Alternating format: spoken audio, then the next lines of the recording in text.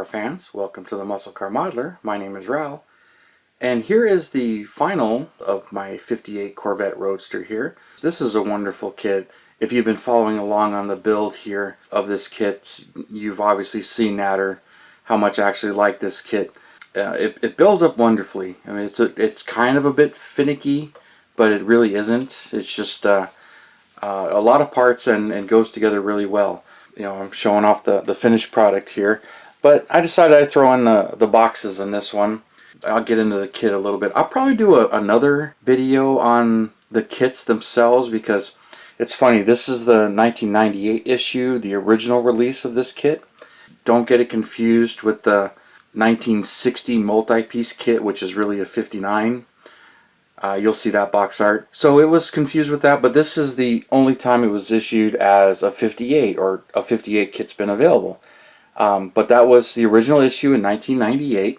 At the time, I wasn't into modeling. I wasn't married yet. We didn't buy the house, and it was a little after 2000 that, you know, I got back into modeling, because house and wife and responsibilities. But I still had my models, and you know, moved into the house, and now I had room to work and play, so I got back into modeling. But this is one of the kits that came out, the Pro Modeler series, that I missed out on the initial releases. You know, thanks to eBay and everything, they were pretty easy to find later on, or somewhat easy to find. But they've gotten a lot harder to find, which is funny, because the 59 kit came out. That one was much easier to find, it was, and I was able to pick them up. But finding this 58 kit was hard, and I've eventually picked up like 4 59 kits, and then 2 of this 58 kit. The second one came much later of the original release, which I wasn't looking for, but I needed a parts kit for a couple of pieces. Mainly because the 58 kit comes with a soft top, and the 59 kit comes with a hard top. Then, of course, come 2014, they actually reissued the kit. So you hadn't seen the 58 kit in a very long time. The 58 kit gets reissued in 2014, and then one more time in the Revell of Germany box. So now this one's been issued 3 times, and it's much easier to find now. But the 59 kit that I built and have plenty of, that one's now very hard to find, with reason. I mean, they're both good kits, but the 59 kit has some big wheels and some other custom parts that are a little bit more desirable, so I can understand why the 59 kit is so much more desirable. But I think since I have a couple of copies, I'll go over the differences of the kits, and I'll probably do that in another video, since you guys really seem to appreciate that. But when it comes to 1958 and what was going on in the economy and the industry, brings up some history that I ran into a long time ago, and I thought it was a fun fact, or an interesting fact that really intrigued me, so I read into it a little bit. So in 1958, there was a big recession, even though it was swift and fast. If you look it up, it's the recession of 58. So they refer to it as the recession of 58, or the Eisenhower recession. But basically, the economy was booming since World War II had ended, and from 1945 and all the way to 1970, the economy was just really booming and going strong. So, but there were some signs in 1955. Here's some of the stats that's kind of what interests me. In 1955, there were 8 million vehicles sold new in the United States. 8 million vehicles. Now, down by 1958, the economy was starting to turn. There were some issues going on, but in 1958, 4.3 million cars were sold, new cars. So it took a serious hit. But the economy had really did its thing and really showed its ugly head for 8 months in 1958. So the middle class was hit hard. A lot of people lost their jobs, but this recession only lasted 8 months. It was swift, and there's a lot of interesting things about it, but it's the only real recession that hit during that time period. And there's a lot of odd things that went on. Like, one of the first times there was the mild recessions where prices took a slump, but during the 1958 recession they didn't. Things went up. Demand for products went up, much like now, where there's a recession, but all the prices really are going crazy. But that was one of the first times that the working population really felt it, and the middle class felt it. So car sales was way down. Although the other stats I seen was it was from 57 to 58. It was a 31% drop. I read that somewhere else, even though from 1955 to 1958 it was more like a half, almost half drop compared to 1955. But 1955 there was a little bit of a slump. It was started a little bit of a downward curve as far as U.S. sales, automotive sales went. Now the recession did hit other areas as well, but the automotive market really got hit the most because that was a lot of people's play money, and they decided they weren't going to upgrade their car. They were going to keep it for another year. So 59 sales were way higher than 58 sales. Why I bring that up is because one of the things I read that pertained to this car and one other car, there were only 2 cars on record that had outsold its previous year for 58 compared to the 57 sales. So the Corvette was one of them. In 57 they only sold 6,339 57 Corvettes. 58 they sold 9,168 Corvettes. So this new body style, new image, updated look really struck with the buyers, and so they sold quite a number of them. The other car is another one that I really like, the 58 Thunderbird. 57 Thunderbird sales was 21,380. 58 Thunderbird sales was 37,892. And that's both coupe and convertible, even though the convertible came out mid-year for the Thunderbird, and there was a little over 2,100 of those. But the 37,000 includes both coupe and convertible. So the 58 Thunderbird and the 58 Corvette were the only 2 vehicles that outsold their previous models. Now, where that gets interesting to me is the certain things like Chevrolet's records. They didn't keep specific track of how their sales is, because some of them I wanted to know was, I'm sure there are more 57 Bel Airs than 58 Bel Airs because that trim line was knocked down a notch. But the Impala came out in 58, and there was nothing to really compare it to. But Chevrolet didn't keep very good track of their sales. So, like for 57, there was 1.5 million Chevrolets sold as far as cars. That wasn't trucks, that was just all of the cars. And 58, there was 1.2 million sold for 58. I mean, they could just imagine if Chevrolet sold 1.2 million cars, U.S. wide today, they would be ecstatic. But they didn't keep track of the trim levels. They kept track of 4-door sedan, 4-door hardtop, 2-door convertible, and then some of those only came in certain trims. But they didn't break it down into 210, Bel Air, and Impala. They just didn't. And I don't really know why, but that's how they were keeping track of their records. So anyway, that's just the stuff that kind of interests me, and I'm going to take these boxes out and zoom in a little closer and talk a little bit more about my build and this kit and everything.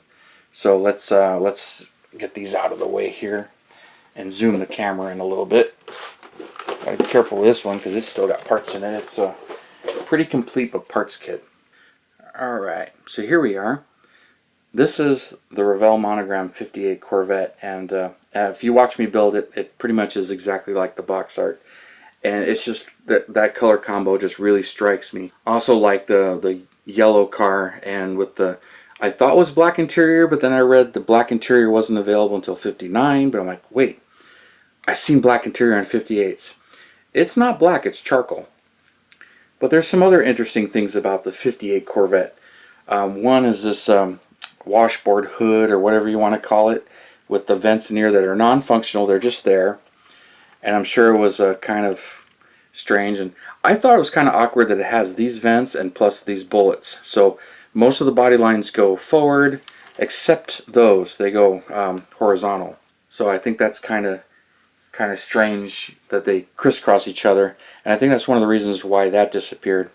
Another thing was the extra chrome on the trunk here.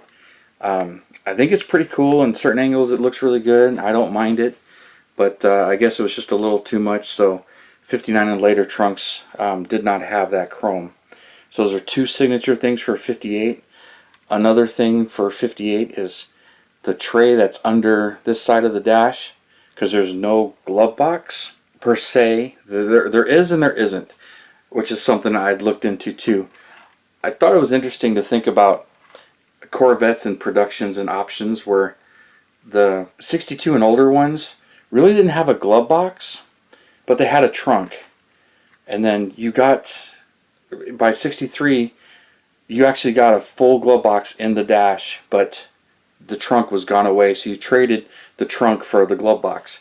So I always thought that was interesting, but these ones really did have a glove box. That's this little compartment right here between the seats. That's actually the glove box. So it does have one, and it's kind of interesting, but and it has a lock on it. So okay, you can lock your glove box, you could lock the doors and roll up the windows on these Corvettes, where the first year you couldn't even roll up the windows or lock the doors. So kind of fun facts or information on those. But another thing, when I was doing these and realized, I'm like, wait, Revell Monogram forgot the sun visors. How could they forget the sun visors? And even some of the real cars I was looking at and researching, they had sun visors. Then I was just going to Google that and look it up. I'm like, okay, what's the deal with that? Come to find out, no 58 Corvettes came with sun visors. None. Became an option in 59. It was a very rare option, so most 59s didn't get it. By 1960, the sun visors were produced on about half of the cars, so the 60 I'm building is going to have sun visors. And then I found threads and how to adapt those sun visors to the cars that didn't have them. So a lot of them have been added because it's a nice little convenience. So a lot of cars have gotten them over the years that were not built with them. And only the tank sticker with all the options tells you if it was built with them or not. But you can look up some of the production figures on the options, which is really cool, because pulling up the history on these is pretty easy. Now the trunk came out pretty nice. These kits actually have an opening trunk. And even with my 59, I got asked about what I did to open the trunk. I'm like, I didn't do anything. It's part of the kit. It's a little hard to open. If I can get it open here. I just had it. The bumper makes it a little difficult. And it only goes up so far, nothing really to hold it up. Now there's nothing really in there to see. You got the back panel and you got this rubber mat. The spare tire is under this mat along with the jack and tools, so you can't really see anything. So there's really no real detail to put in there. You can put it in there, but you know, the spare is kind of there. This is your spare tire. If you can see it, that's where it is in a real car. And I had some fun detailing this and painting it, and all of this stuff comes out really nice. So there's the whole underside. We've got a manual tranny and the fuel injected V8 engine and opposable steering here, which is nice. And it even has this that pivots. So pretty cool details. It's a little finicky to get this all glued together and get it straight and right. And there's a lot of bits and pieces to this front, to the chrome here. And then here's the hood. And then there's the fuel injected engine. I went with the fuel injected engine on this one, but I went with the in 58 it was the 270 horse. And it's got a little decal right on this side of the valve cover that shows the horsepower, but you can barely see it. But all these decals, all of this is in the kit. Detailed out the dash and the engine compartment. Those gauges are all in decals, which are nice. Even the clock right down there in the console. There's a little shift pattern decal that goes right in here, and all the rest of this is bare metal foil. And one of the problems with paint is it's really hard to keep this black paint. So there's been a lot of polishing. I did use a Keith Marks decal right there instead of the original one. It just popped a little bit better on the black paint than the kit decals. But all the rest of the cross flags and the ones on the wheels here, if you can see it, there's the Corvette emblem on the wheel there. That's all part of the decals, and painted a little black on the hubcaps. But all the rest of even the license plate, those are all part of the kit decals. And came out really nice, really happy with it. And then here's the black soft top, of course, where that comes with the kit. which I like the soft top, but I really wanted to put the hard top on it because when I built my 59 I didn't use the hard top. Which this is a little finicky to build too, because it's actually 4 parts. You got the top, the one piece glass, and then this little pillar right here, the little C pillar, is a separate part. Then gluing it all together and foiling it all. But it looks really nice. And I like it with the top. So this one's got both tops. And she's looking really good where, you know, I can pull up my 59 here and put it side by side. As here's the 59 kit that I built and featured, and same tooling, same kit, body's exactly the same. The only thing is it's got the different hood and a different trunk, and then this one comes with the hard top, but I wanted to do the 1 year only turquoise blue soft top on the 59, so that kind of limited my colors too. So that is why they're both Silver Cove cars. And I haven't done one of these Corvettes yet in the typical red and white Cove. We'll see, you know, if I get one of those, since I've got extras and can build them. Figured I would show it off a little bit here. Put the two side by side so you can see them. And get my 60 going and get it, well, not going, it's going. And get it caught up to these and show it off. But the camera's really focusing on the white and blacking or darkening the black, but still very enjoyable kit to build, fun kit to build, and comes out awesome. So there she is with the hard top on it, and then of course the soft top. This one's going to go on my case, and it's, you know, finishes a bunch of years, so that gets a bunch of them together. So I got the 58, got the 60 going, and I got many more Corvettes. But this one was a really fun build for me. It wasn't really a quick build per se, because I just took my time and just enjoyed it, which I highly recommend.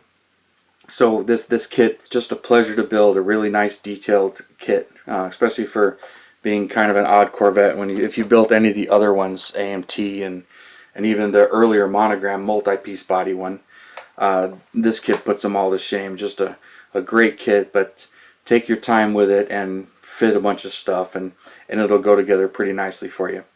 But thank you for tuning in, subscribing, and watching. I appreciate it, and all your comments. And you guys, you have a wonderful weekend, and I will see you next Saturday.